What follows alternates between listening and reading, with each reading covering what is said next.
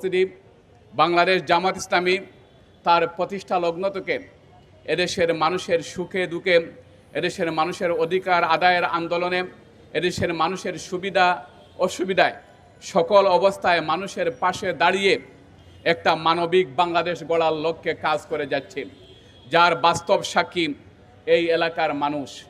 আমরা এই এলাকায় আজকে ঢাকা শহরকে নিয়ে আমরা যদি বলি, বাংলাদেশকে নিয়ে যদি বলি, তাহলে বাংলাদেশকে রক্ষার জন্য, আমাদের পরবর্তী প্রজন্মকে সুন্দরভাবে গড়ে ওঠার জন্য বাংলাদেশের বনভূমির যে জায়গা আমরা পেয়েছি এটার 25% বনভূমি থাকার প্রয়োজন। কিন্তু দুঃখজনক হলেও সত্য, বাংলাদেশে এখনও পর্যন্ত আমরা হয়তো বিভিন্নভাবে দেখে আমরা মনে করি আমাদের বাংলাদেশ হয়তো অনেক সুন্দর, অনেক গাছপালা, কিন্তু এখনও পর্যন্ত আমরা আমাদের সেই শর্ত ফিল আপ করতে পারি না।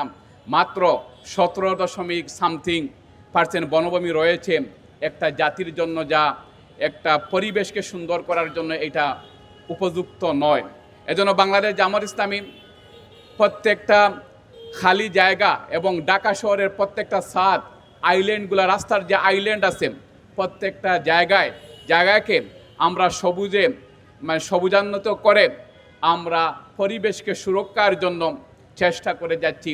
আমরা এই এলাকায় সহ বিভিন্নভাবে যারা বাড়ির মালিক আছেন তাদেরকে আমরা ছাদ বাগান করার জন্য আমরা উদ্বুদ্ধ করছি। আমরা এই চারাগুলা নিয়ে এসেছি যেন ছাদ বাগানে যারা আগ্রহী তারা যেন ছাদ বাগানও করতে পারেন। সম্মানিত উপস্থিতি, আমরা সবাই মিলিয়ে বাংলাদেশ, এই বাংলাদেশ আমাদের। আজকে যারা এই বাংলাদেশকে যারা ধ্বংস করে দিয়েছে, যারা আমাদের বনভূমিকে ধ্বংস করে দিয়ে নিজেদের সম্পত্তি হিসাবে যারা কোনো এক সময় গাছকে দেদারসে যারা কাটছে, আজকে তারা পালিয়ে গেছে। তারা পালিয়ে যাওয়ার পরবর্তী এই বাংলাদেশকে সাজানোর দায়িত্ব আজকে আমাদের।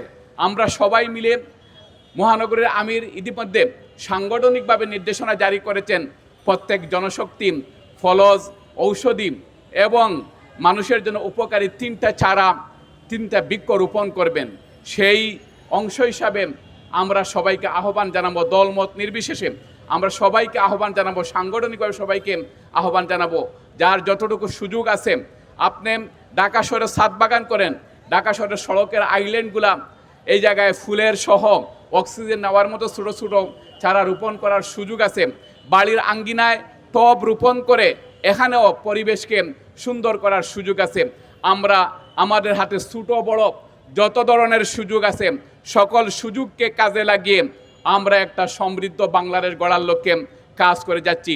আমরা আমাদের সুধী শুভাকাঙ্ক্ষী এদেশের সকল মানুষকে আমাদের এই উদ্যোগে আমরা পাশে পেতে চাই। সম্মানিত উপস্থিতি, আসুন ঢাকা শহরকে সুন্দর করার লক্ষ্যে, পরিবেশ বান্ধব করার লক্ষ্যে আমরা সবাই যেন এই বৃক্ষরোপণ অভিযানে আমরা অংশগ্রহণ করার মাধ্যমে আমরা আমাদের দেশকে গড়ে তুলি। আমি দেশবাসীর প্রতি উদাত্ত আহ্বান জানিয়ে আমার কথা শেষ করছি।